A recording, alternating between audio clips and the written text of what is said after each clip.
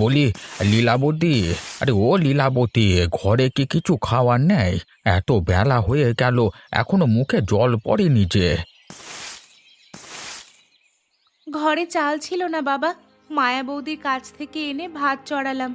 উঠোনটা ঝাড়ু দিয়েই তোমায় আমি খেতে দিচ্ছি। তা মানুষের বাড়ি থেকে ধার দেনা করে কদিন চলবে মা? আমি যে জাল নিয়ে বের হব তাও সম্ভব নয়, দিনে দিনে অসুস্থ হয়ে যাচ্ছি। না না, তোমায় কোথাও যেতে হবে না বাবা, আমি জাল নিয়ে যাব। না না মা, তা কি করে হয়? তুই জেলে সর্দারের কন্যা হয়ে মাছ ধরবি, মানুষ বলবে কি? এপাড়ার অন্য মেয়েঝিরা পারলে আমি পারবো না কেন? তুমি তোমার জাল আর নৌকাটা আমায় দিও, আমি চেষ্টা করে দেখি কিছু পাওয়া যায় কিনা।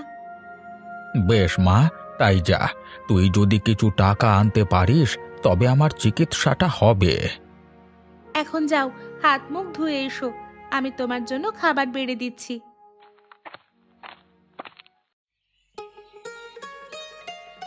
খা বাবা, পেট ভরে খা, আবার সেই সন্ধ্যায় বাড়ি ফিরবি। এর মধ্যে আর কিচ্ছু পেটে পড়বে না। না না মা, আমাকে আর ভাত দিও না, এটি হয়ে যাবে আমার।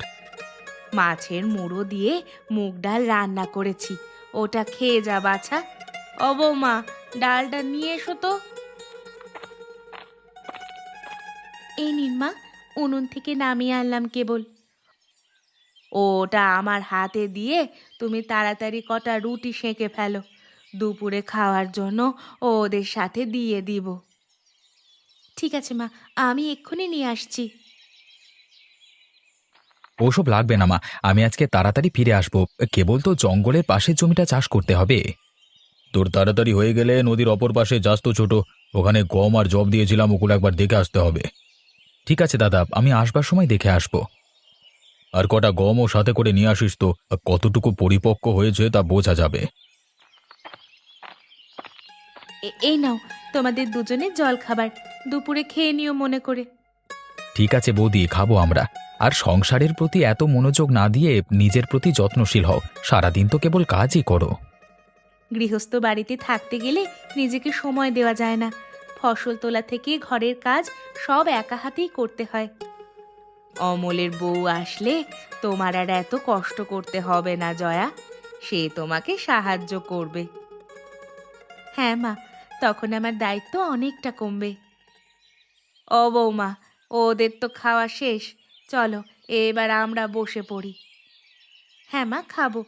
অপুকে আগে ডেকে দিয়ে আসি, ও যে খায়নি এখনো, সকাল থেকে কোথায় যে গেল ছেলেটা। কোথায় আর যাবে, ননীদের বাড়িতে গেছে হয়তো। ওই তো দাদু ভাই আসছে। কোথায় যাওয়া হচ্ছিল শুনি মাকে না বলে? সকালে উঠে পড়াশোনা করতে হয় না বুঝি?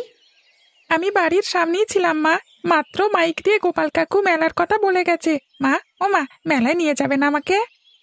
যাবো যাবো যাবো, আরে কবে কোথায় মেলা হবে তা তো জেনে নিস, তারপর তোকে নিয়ে যাবো ক্ষণ। ঠিক আছে, তাহলে তুই ওকে ঘুরিয়ে নিয়ে আসিস। এবার তবে আমি বেরিয়ে পড়লাম, কাজ শেষ করে নদীর ওপারে চলে যাস কিন্তু। হ্যাঁ দাদা, আমিও বেরিয়ে পড়ব। ইস, কাজ করতে করতে বেলা হয়ে গেছে, এখন নদীর ওপারে যাব কখন আর ফিরবই বা কখন? একটা নৌকাও যে ঘাটে দেখা যাচ্ছে না। ওই তো একটা জেলে নৌকা দেখা যাচ্ছে। জেলে ভাই, আরে ও জেলে ভাই, একটু শুনবে এদিকে এসে। কে ডাকে রে, কে ডাকে আমায়? ওমা, এই যে দেখছি পুরুষ নয়, জলজ্যান্ত এক রূপসী নারী। অবাক হলেন কেন? নারীরা কি মাছ ধরতে পারে না? নারীদের মাছ ধরতে দেখেছি, কিন্তু আপনার মতো কখনো নৌকা নিয়ে বের হতে দেখিনি। সাধে কি আর এখানে এসেছি, সে অনেক কথা। কি হয়েছে বলুন, দেখি আপনাকে সাহায্য করতে পারি কিনা। আমার তিন কুলে কেউ নেই, এক বৃদ্ধ বাবা ছাড়া। তিনিও অসুস্থ হয়ে ঘরে পড়ে আছেন। এদিকে হাতে আমার একটা টাকাও নেই যে তার চিকিৎসা করাবো। তাই উপায়ন্ত না দেখে আমি বের হয়ে এসেছি। তা আপনি কি করছেন এই নদীর তীরে? আমি একটু ওপারে যাব, ফসলি জমি আছে আমার, কিন্তু কোনো খেয়া পাচ্ছি না। আমি আপনাকে পার করে দিচ্ছি। ফেরার পথে নৌকা না পেলে আমাকে ডাকবেন, আমার বাড়িও জেলে পাড়াতেই। ঠিক আছে, ফেরবার পথে আমি তোমাকে কিছু শস্য দিয়ে যাব। আপাতত এটা দিয়ে সংসার চালাও। সে দেখা যাবে খন। এখন চলুন ওপারে যাই।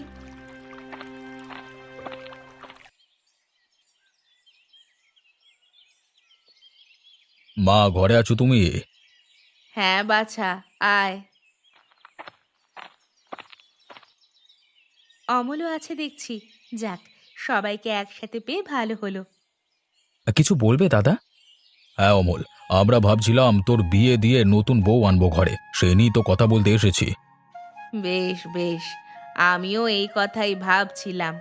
বিমলের বিয়ে হয়েছে, এবার অমলের বিয়েটা হয়ে গেলে আমি নিশ্চিন্ত।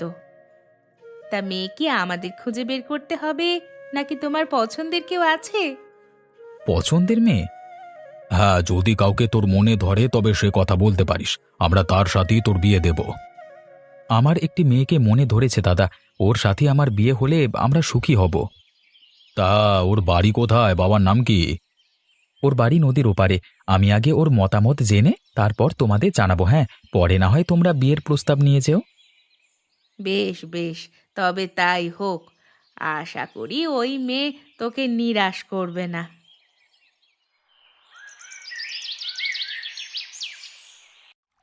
এ কি বলছেন আপনি? আমার মতো এক দরিদ্র জেলে কন্যাকে বিয়ে করে ঘরে নিয়ে যাবেন? আপনার পরিবারের মানুষ কিছু বলবে না? আমার বাড়ির সবাইকে আমি চিনি লীলাবতী, ওরা তোমাকে মেনে নেবে। কিন্তু গায়ের মানুষ মানবে না। আমার মতো জেলে কন্যাকে বিয়ে করলে আপনার যে মান যাবে। মানুষ আপনাকে এক ঘরে করে রাখবে। সে নিয়ে তুমি ভেবো না, আমি সবাইকে রাজি করিয়ে নেব। এখন শুধু একটা কথা বলো তো, আমাকে তুমি বিয়ে করবে?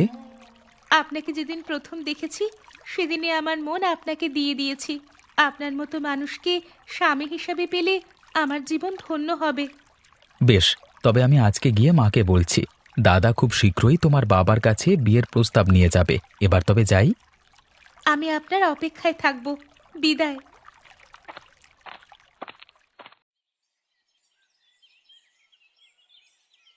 কি, তুই ওই জেলে কন্যাকে বিয়ে করবি? হ্যাঁ মা, লীলাবতীকে আমার খুব মনে ধরেছে। বিয়ে যদি করতেই হয় তবে ওকেই করব।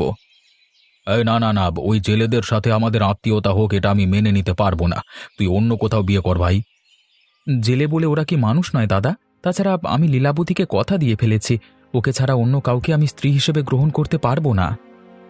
তবে তুইও শুনে রাখ, আমি বেঁচে থাকতে ওই মেয়ে এই বাড়ির চৌকাঠ মারাতে পারবে না। এটাই আমার শেষ কথা। তোমাদের অসুবিধে হলে ওকে নিয়ে আমি অন্য জায়গায় বাস করব মা। আমি চাই না আমার জন্য তোমাদের কেউ খারাপ বলুক। খারাপ বললে তুমি এখানে থাকলেও বলবে, অন্য কোথাও গেলেও বলবে। আকাশে চাঁদ উঠলে তা তো মানুষ টের পাবেই। সেটা আমার দেখবার বিষয় না বৌদি। বেশ, তুই যখন পরিবারের মান সম্মানের কথা ভাববি না, তবে তোকে আর আমি ভাই হিসেবে পরিচয় দেব না, আর বাবার জমির কোনো ভাগও তুই পাবি না। বেশ তো, তুমি তবে সবকিছু ভোগ করো, আমি গেলাম তোমাদের ছেড়ে। তাই যা হতচ্ছাড়া। এ কি করেছিস মা, তোরা বিয়ে করে ফেলেছিস? হ্যাঁ বাবা, তোমার অনুমতি ছাড়াই আমরা বিয়ে করে ফেলেছি। তুমি আমাদের ক্ষমা করে দাও বাবা। হ্যাঁ বাবা, আপনি আমাদের উপর রাগ করবেন না। আমি রাগ করছি না বাবা, কিন্তু তুমি যে আমার কন্যাকে বিয়ে করলে এ নিয়ে তোমার পরিবার কিছু বলবে না? মা এবং দাদা আমাকে মানা করেছিলেন, কিন্তু আমার মনে হয়েছে লীলাবতীকে বিয়ে করলে আমি সুখী হব, তাই ওদের অমতে আমি বাড়ি ছেড়ে চলে এসেছি। ওকে পেলে আমিও সুখী হব বাবা। তোমরা দুজন যেহেতু দুজনকে পছন্দ করো, আমার কিছুই বলবার নেই মা। আমি চাই তোমরা সুখে থাকো। কিন্তু দাদা আমার সব জমি কেড়ে নিয়েছে বাবা, ওকে নিয়ে যে কোথায় উঠবো এখন? সে নিয়ে চিন্তা করো না বাবা, নদীর ধারে এক খণ্ড জমি আছে আমার, সেখানে গিয়ে তোমরা বাস করো। খানিকটা জমিতে ঘর বেঁধে বাকি জমি চাষাবাদ করবে, আর মা আমার মাছ মেরে সংসার চালাবে। আপনিও আমাদের সাথে চলুন বাবা, একা মানুষ এখানে না থাকাই ভালো। না বাবা, আমি এখানকার জেলে সর্দার, আমার এই পাড়ার বাইরে যাওয়া যাবে না। তবে মাঝে মধ্যে আমাদের দেখে আসতে তো পারবে বাবা? এখন তো আমাদের তুমি ছাড়া আর কেউ নেই। তা পারবো মা, মাঝে মধ্যে গিয়ে তোদের দেখে আসবো ক্ষণ। এবার তাহলে আমরা চাই বাবা, আমাদের বিদায় দিন। যাও বাবা যাও, আশীর্বাদ করি সুখে শান্তিতে থাকো। বাবার জমিতে আমাদের ঘর তোলা শেষ গিন্নি, এবার ঘরটি সাজিয়ে তুলতে হবে। ওগো, তুমি জঙ্গল থেকে কাঠ কেটে নিয়ে এসো, আমরা সেগুলো দিয়ে আমাদের সুবিধা মতো আসবাবপত্র বানিয়ে নিব। শুধু কি আসবাবপত্র দিয়ে হবে গিন্নি? নতুন বাড়ির দেওয়ালে তো কিছু আলপনা আঁকতে হবে। মা ঠাকুরমা দেখতাম নতুন ঘর তৈরি করলে আলপনা এঁকে সাজিয়ে তুলতেন। কিন্তু আমি তো আলপনা আঁকতে পারি না। তবুও তুমি যখন বলছো, আমি চেষ্টা করে দেখব। কিভাবে আলপনা আঁকবে আমি সব শিখিয়ে দিচ্ছি। তুমি প্রথমে একটি গামলায় জল নেবে, তারপর সেখানে পরিমাণ মতো চালের গুঁড়ো মিশিয়ে ডো তৈরি করবে। বুঝেছি। এরপর সেই ডো দিয়ে আঁকিবুকি করব, তাই তো? হ্যাঁ যাও, তবে এক্ষুনি কাজ শুরু করে দাও।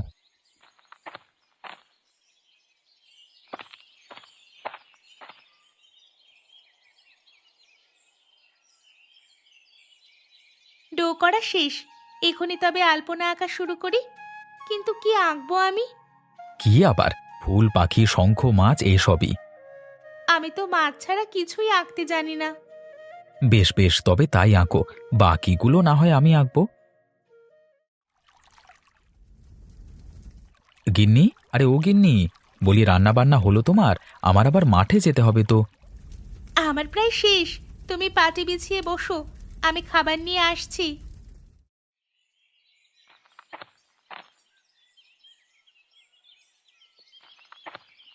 এই নাও তোমার খাবার, খেয়ে কাজে যাও। আমি এই ফাঁকে জালটা সেলাই করে ফেলি, ওটা আবার ছিঁড়ে গেছে। দাও দাও, তাড়াতাড়ি খাবার দাও, আজকে মাঠে অনেক কাজ, সারাদিন মাঠেই থাকতে হবে। আমাকেও আর জাল নিয়ে বের হতে হবে। চৌধুরী মশাইয়ের বাড়িতে অতিথি এসেছে, গিন্নিমা বলল নদীর মাছ দিয়ে আসতে। বেশ বেশ, তাহলে কটা ভালো মাছ দিয়ে এসো, বাকিগুলো আমি হাটে বিক্রি করে আসবো। সে তুমি কাজ থেকে ফিরে এসে নিয়ে যেও। তা তোমার ফসল উঠবে কবে? আর বেশি দিন নেই গিন্নি, সামনের সপ্তাহেই বোরো ধান তুলে ফেলবো। তবে তো আমাদের গোলা তৈরি করতে হবে গো, এত ধান গোলা ছাড়া যে রাখা যাবে না। সে তো করতেই হবে। কালকে আমরা কাজে যাব না, দুজনে মিলে জঙ্গল থেকে বাঁশ কেটে গোলা তৈরি করব, কেমন? ঠিক আছে, আমি কাল তবে আর মাছ ধরতে যাব না। আর শোনো গিন্নি, কিছু ফসল তোমার বাবার বাড়িতে দিয়ে এসো। বাবা বুড়ো মানুষ, কিছু করতে পারে না, এই ফসলগুলো পেলে তার কষ্ট কিছুটা কমবে। ঠিক আছে, ফসল উঠলে দিয়ে আসবো। আর তোমার বাড়িতেও কিছু ফসল দিয়ে এসো, মা দেখলে খুব খুশি হবেন। না না লীলাবতী, ও বাড়িতে আমি আর যাব না, ওদের সাথে আমার কোনো সম্পর্ক নেই। ওনারা সেদিন রাগের মাথায় কি থেকে কি বলে ফেলেছে তা নিজেরাই জানেন না। তুমি ওসব নিয়ে রাগ করো না তো। তুমি কি ভাবছো ওই বাড়িতে আমি ফেরবার চেষ্টা করিনি? অনেকবার দাদাকে বলেছিলাম আমাদের একটু থাকবার জায়গা দিতে, কিন্তু তিনি আমাকে ফিরিয়ে দিয়েছেন। কি জানি বাপু, আমি তো এত সব জানি না। এসব হয়তো বৌদিদির বুদ্ধিতে হয়েছে। তাই হবে, না হলে আমার সহজ সরল দাদাটা এত কঠিন হলো কিভাবে? সহজ সরল না ছাই, দেখলে না কবার এসে তোমার কাছে জমির ভাগ চাইলো, বাড়িতে উঠতে চাইলো। ওর ভাগ তো ও নেবেই গিন্নি, আমি আর কতদিন ফিরিয়ে রাখবো বলো? ইস, ওর ভাগ ও নিবে? বলি, ওই জেলের মেয়েকে বিয়ে করে বংশের মুখে চুনকালি দেওয়ার সময় কি ভাগের কথা মনে ছিল না? তখন তো বড় মুখ করে বললে এই বাড়িতে থাকবো না, অন্য জায়গায় বাস উঠিয়ে নেব। এখন মরুক না খেয়ে। তো এখন কি করতে চাও তুমি? জোর করে যে অমলের বাড়ি জমি আত্মসাৎ করব, ও আইন আদালত করলে তো আমাকে জেলের ভাত খেতে হবে। বুদ্ধি থাকলে জেলের ভাত খেতে হবে না, তোমার বুদ্ধি নেই তাই এত ভয় পাও। বেশ, তোমার তো অনেক বুদ্ধি, এখন একটা বুদ্ধি দাও দেখি। শোনো, এখনো সব সম্পত্তি মায়ের নামে, তুমি মাকে ভুলিয়ে ভালিয়ে দলিলগুলো নিয়ে নাও। এরপর সব কিছু আমাদের হাতে থাকবে, তখন জমি জমা সব নিজেদের নামে লিখিয়ে নেব। বেশ বেশ, তবে মাকে বলে দেখবো আমি, কেমন? আরে গর্ধপ, এভাবে বললে কি মা শুনবে? তুমি মাকে ভালো মন্দ কিছু খাওয়াও আগে, তাহলেই না তার মন নরম হবে। বেশ, তবে কালই তার জন্য ভালো ভালো সব খাবার কিনে আনছি। এবার ঘুমাও, অনেক রাত হলো তো। আমার ঘুম আসছে না গো। যতদিন তুমি সব সম্পত্তি আমাদের নামে না করছো, ততদিন দু চোখের পাতা এক করতে পারবো না। এত লোভ করো না গিন্নি, কথায় আছে অতি লোভে ক্ষতি খুব।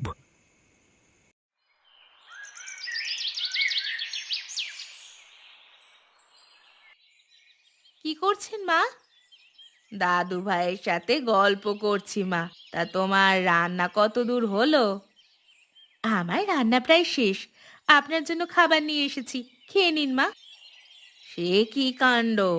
প্রতিদিন তো আমি রান্নাঘরে গিয়েই খাই, আজ তবে এখানে কেন? দিনে দিনে আপনার বয়স হচ্ছে তো মা। এই বয়সে একটু শান্তি করতে সবারই মন চায়। আপনি কেবল পায়ের ওপর পা তুলে বসে থাকবেন আর বলবেন কখন কি লাগবে। কিন্তু এত আদর যত্ন করলে লাভ হবে না বৌমা। তোমাদের আমার জমির একটা কণাও বেশি দিব না, যার যা ভাগ তাই পাবে। এ কি বলছো মা? আমরা জমির জন্য তোমার সেবা করছি, এটা তুমি বলতে পারলে? তোমরা করতে পারলে আমি বলতে পারবো না কেন? শোনো বৌমা, তোমরা কখন কি কুবুদ্ধি করো সব আমার কানে আসে। এমন কোনো কাজ করো না যে তোমাদের সব হারাতে হয়। আমরা যে জমির জন্য সলা পরামর্শ করছি তা তিনি জানলেন কিভাবে? এখনো বুঝতে পারোনি? তোমার এই গুণধর ছেলে সব বলেছে, তাছাড়া আর জানবে কিভাবে? কি অপু বলেছিস? তবে রে শয়তান, আজকে তোর একদিন কি আমার একদিন। না বাবা, আমি কিচ্ছু বলিনি, বিশ্বাস করো আমি কিচ্ছু বলিনি। তুমি আগে জমির কাগজপত্রগুলো নাও, না হলে পাখি উড়ে যাবে। ওগুলো তো মায়ের কাছে, মা না দিলে নেব কিভাবে? না দিলে জোর করে নিব, তবুও আমাদের ওই জমি লাগবে। বেশ, তবে তাই চলো, আগে মায়ের আলমারিখানি খুলে দেখি। ওরা ঠাকুমার কাগজপত্র জোর করে নিয়ে নেবে, এটা তো ঠাকুমাকে এক্ষুনি জানাতে হয়। যাই যাই, তাড়াতাড়ি তাকে গিয়ে বলি। গিন্নি, আরে ও গিন্নি, জ্বালবোনা হলো তোমার? আমাদের যে আজকে জঙ্গলে বাঁশ কাটতে যেতে হবে। আমার কাজ শেষ, তুমি ঘর থেকে কুঠারটা নিয়ে এসো তো। অমল, অমল, বাবা বাড়িতে আছিস? সে কি, কে আপনি? আমি অমলের মা। তা তুমি সেই লীলাবতী, তাই না? ও মা, আপনি? ও তো ঘরে। এতদিন পর আমাদের কথা মনে পড়লো মা। অমলকে একটু ডাক দাও তো, আমি বড় বিপদে পড়ে এসেছি। ওগো, এই একটু আসো তো বাইরে, মা এসেছেন। সে কি মা, তুমি আমার বাড়িতে? হ্যাঁ বাছা, একটা বিপদে পড়ে এসেছি। কি বিপদ মা? বড় বউ আর বিমল যুক্তি করে আমার সব সম্পত্তি নিয়ে নিতে চাইছে। তাদের নাকি আমার সব চাই, কিন্তু আমি তো তোরও মা, তোকে আমি বঞ্চিত করতে পারবো না বাবা। তাই আমার জমির সব কাগজপত্র তোর কাছে নিয়ে এসেছি। বেশ করেছো মা, দাদা আর বৌদির অনেকবার বেড়েছে, এবার ওদের উচিত শিক্ষা দিতে হবে। ততদিন আপনি আমাদের সাথে থাকুন মা, ও বাড়িতে আর যেতে হবে না। অবশ্যই থাকবো মা, ওই লোভীগুলোর কাছে আর না। ওরা সম্পত্তির জন্য যে কোনো সময় আমায় খুন করে ফেলতে পারে।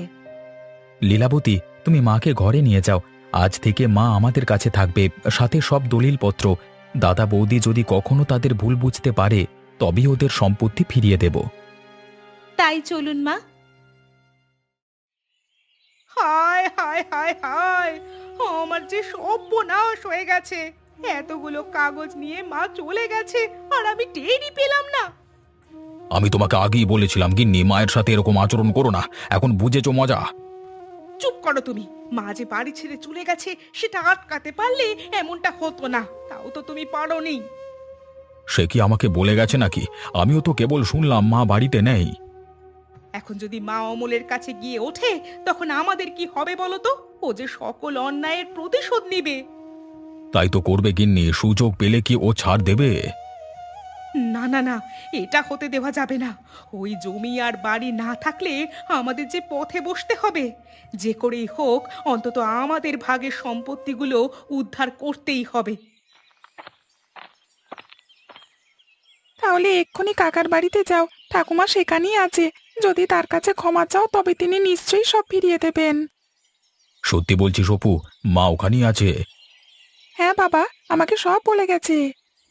ওগো, তাহলে এখনই চলো, মায়ের কাছে ক্ষমা চেয়ে আমাদের সম্পত্তিগুলো ফিরিয়ে আনি। আমার বাবা বেশি কিছু লাগবে না, আমাদেরগুলো হলেই হবে। এখন বুঝলে তো গিন্নি, আর একজনের জিনিসের লোভ করলে কিভাবে পস্তাতে হয়।